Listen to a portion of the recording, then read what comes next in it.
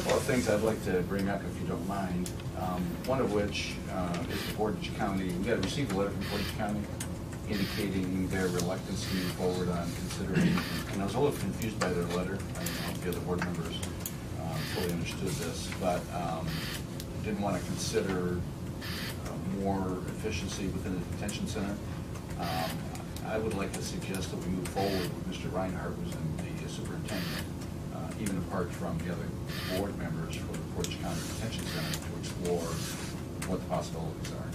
And so they may or may, the commissioners of Portage County may or may not be interested in moving forward. I'd love to explore this and possibly create the case that might change their mind on this. So that's my inclination on this letter, and so I'm just going to put that out to the public and see if the two of you have any interest in that or where you're at on it.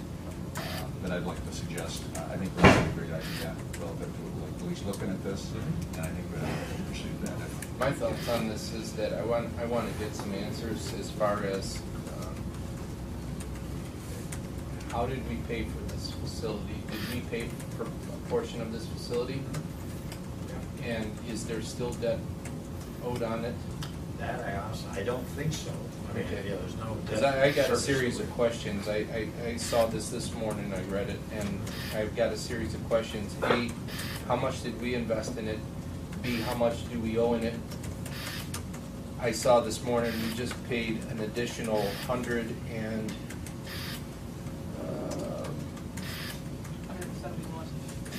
I believe. it was, I mean, our assessment for this year went up that much. $171,405 yeah. for the fourth quarter. What number was that?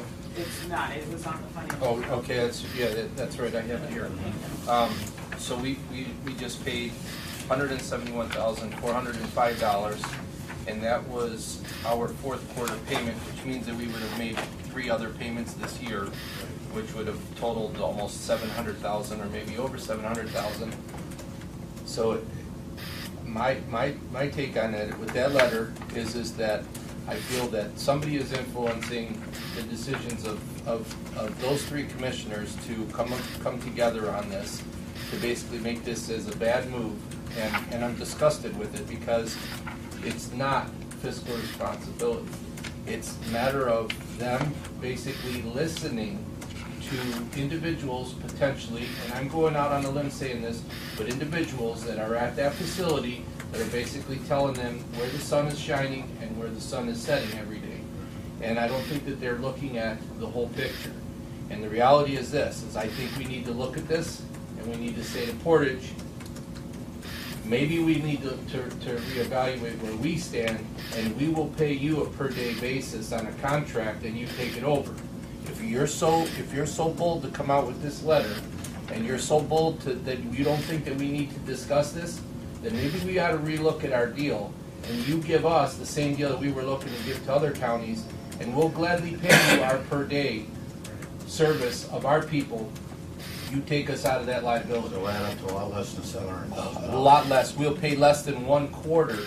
We'll pay less than what we're paying for 1/4 if we're paying per day for those people.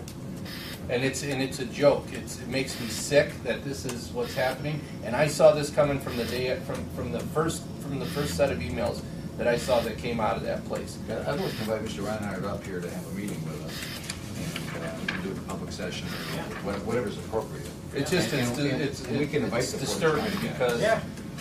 I really feel that we have to really look at this and have to really put the pencil to the paper on this, because dollars and cents, we are getting raked over the coals as a county of what we're paying and what our service as far as per child, what is in the detention facility, of what it's costing us. And I think that we really need to have a sit down and figure out what way to go with this, because it's over the top with that. So Ralph, would you be open to a meeting with Mr. Reinhardt? I'm open to be quite honest with you, I don't know if I could answer that right now. I'm agitated with this, because, I think that it gets to the point that we have to figure out, we have given him a pass because of his his positions of all of his inspections have been always grand, and I'm tired of the grandstanding of, you know, it's really easy to have nice furniture when nobody sits on it in a room. And what I can tell you is that's exactly what's going on over there. It's easy to pass inspections when you don't have the amount of service, the amount of traffic and amount of people, when we're less than half staffed or less than half population, but you are max staffed. It's easy to be able to be 100% on the money every time. So if there was anything less than perfect inspection, I'd have a real problem with that. Because what are they doing? All under the minimum standards, under the Ohio Corrections position, that there's a lot of rules. A lot of rules. We're paying for a lot of staff for a limited use. And it comes down to is I think that we've got some people that potentially do not want to explore other options, and they want to coast as smoothly, as easily as they possibly can without any kind of interruption. And that's exactly what this is. That's exactly what this is. And I just think we need to look at this long and hard and say, we've already paid, and we're continuing to pay. And we need to look at what really we need to do. If we have to gift them that center and remove ourselves and pay them per person, then that's what maybe we need to Cheaper do. than $700,000 for. Yeah. I mean, there's a lot of stakeholders here. There's the courts, both in Portage County and here. I do think the facility has been well run, but that doesn't belay the fact that it's underutilized, and to the benefit of the taxpayers who are paying for this, I think it warrants looking at closer. And I'd love to get Superintendent Reinhardt up here and any other stakeholders interested to have a rational conversation about the ins and outs of this, because either we get more efficient and bring the utilization, well, not bring the utilization up, because I'd love to shut it down. Let's not have enough, juveniles to even fill the doggone things. What I'd like to see that. I think what we need to do is we need to, before we would have him come up, we would need to make a series of questions to ask him specifically, what is the total number of people that Geauga County has sent to the detention facility? How many actual days have Geauga County people served? And when I say that, I don't mean telling us 365 days that there's somebody. I'm saying specific bodies. So if there's 3 people in there, we had 3 people in there that served 3 days. Yeah. How many bed days per person? So out of a 365 year, how many actual participants from Geauga County were in lockdown in that facility?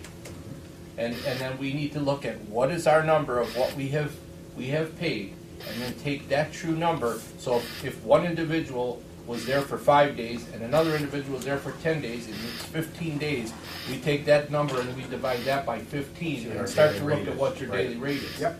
You will be shocked. You will be shocked. You know. Well, and I'd love to hear from the court and their opinion on this, on both. Well, I think we've heard from the court, and I to a degree understand and agree that for one thing, the court has to have a place to send them, and we have to have the responsibility of affording them a place to go. But on the court side of it, of saying, the mixed bag of having, people in Portage County from other counties that they're going to influence the kids and all that other stuff, I get that, I really do. But it comes down to the point that we have to also stop worrying about some of the lock them up, and what's the difference between a bad kid here and a bad kid in Portage County? So what are we basically saying? That in Portage and Geauga we don't have real bad kids, we just have bad kids? Semi-bad. You know something? Yeah. It's smoke and mirrors. We need to look at this and say, if they're in there because the judge feels that this kid can no longer be into the civilization and in the free world and he should be in lockdown, then it's in lockdown.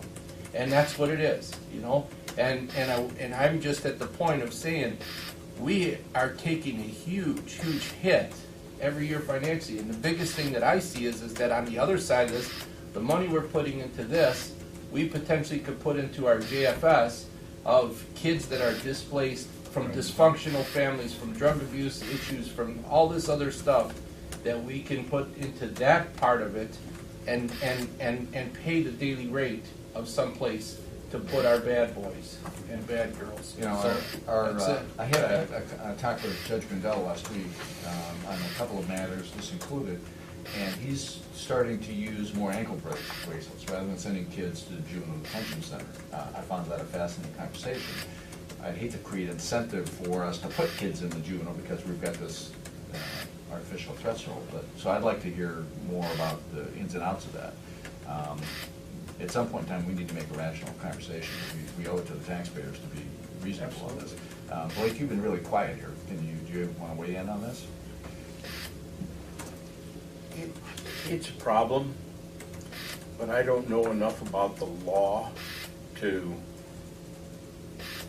make some declaration or a statement that I don't have the data to back up. I believe you and I toured that facility together some time ago when we went to one of the joint meetings, and then we stopped by it on the way back. I know we've got education requirements anytime you start schooling kids, because it's the law that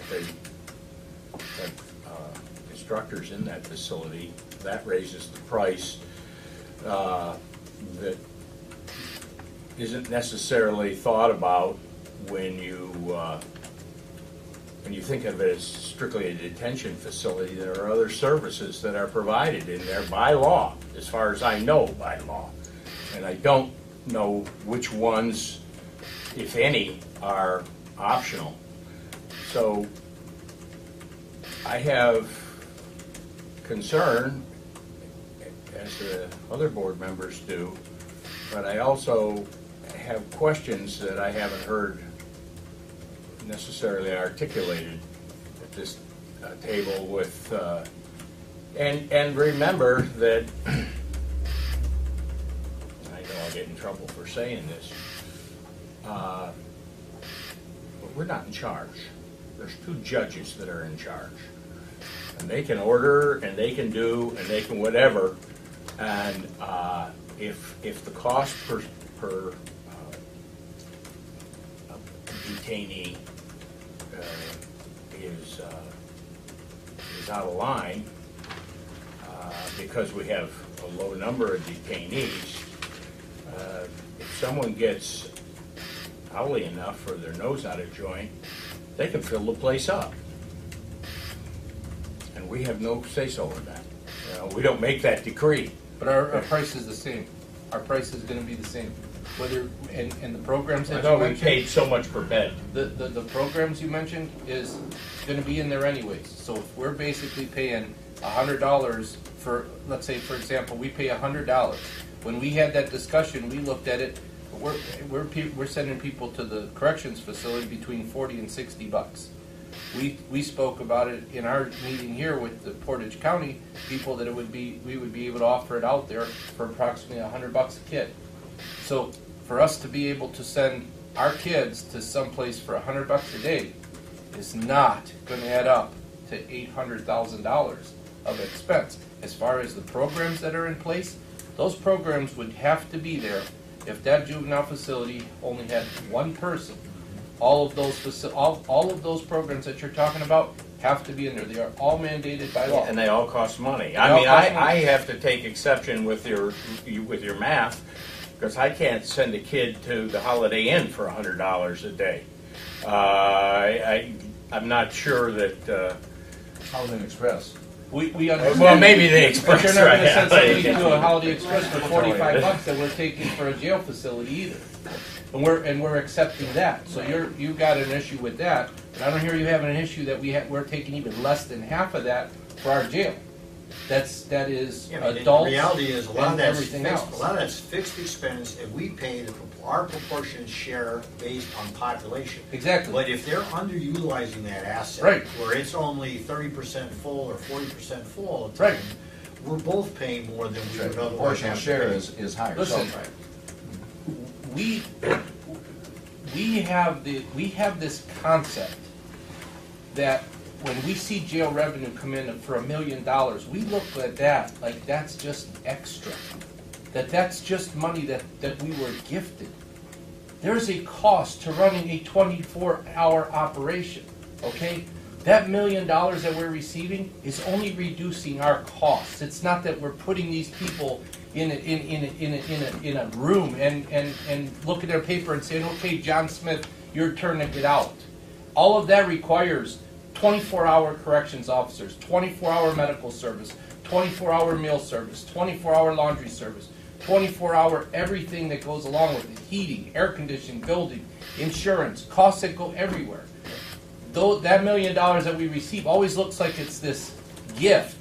All that is the fact that we are just, if you truly look at what the operation of our jail facility is to be able to say that $1 million, we are not covering costs with $1 million. We are not covering the cost with that. All it is doing is deferring off of the top. No different than what we were trying to do with this, is that we were trying to defer off of the top of this juvenile facility so the taxpayers wouldn't have to pay that $800,000. So it's not a matter of, I feel that we should be charging $150 or $200 because if you don't have a jail and you're a city of Bedford or whoever it is that's sending prisoners to our place, they will gladly pay $200 because what else are they going to do? I think we're shortchanging ourselves. We could be at the point where we could make our jail a profitable operation rather than just assisting us on covering costs. Sheriff's got over a $10 million budget. Okay, when you look at that $10 million budget, it isn't just for road deputies that you see driving around. It's for a huge operation internally. And some of those utilities aren't even in his budget. Right. So that's why I'm trying to say is that in this situation here, it's no different. And for us to say that $100 can't get to the Holiday Inn, well, I got news for you. The $45 you can't get into Motel 6. And they're not going to leave the light on for that price. So this has got to be reviewed. I think that it's truly a situation that it's a huge drain. And I get it. We're mandated by laws as far as the judges could sentence 500 kids and we'd have to figure out how to do them. But our responsibility is affording a location for them to be able to sentence to. They are ultimately the deciding factors of who goes and who doesn't go. But in this situation here, this is ludicrous that we continue to pour this amount of money. And my hardest problem is that day that I asked the hard questions to them, they fumbled because they truly, and granted, he was sitting here and never came prepared, but I don't think that they have really ever taken the pen to the paper to say, really, this is really what our bottom line cost of per child that Geauga County is paying to have in that facility. It's huge. I mean, huge. So I think that there's a lot of questions that need to be answered, and again, it's just a matter of how do we get there? How do we get these questions answered? What's the best way to do that? I'd have no problem drafting a letter with some questions in it back to Mr. Reinhardt and asking him to respond, but I'd still like to Well, I think you want to have promote him come up having a here get-together and with him, so. answer these questions directly. I mean, we could get a lot of this done and accelerate this whole process because it's like anything else. But I don't think having him just show up without us. I think that I have concerns that I'd like to put on paper to have them give us back some data. Maybe Blake has something, maybe Skip has something, but to call him in here right now to say we'll just have a meeting, that'll be a total waste of time. You're right. We need to have data that is going to be able to be discussed. So we asked him this. We asked Dave to look into specifics of what did we pay, what did they pay, where do we stand mortgage-wise, where do we stand with this, where do we stand with that, and what total is this number here going into, so that we have a good understanding of where the dollars are going, and we have those questions asked to then be able to say, where do we go from here, and what is the smart choice? I'm with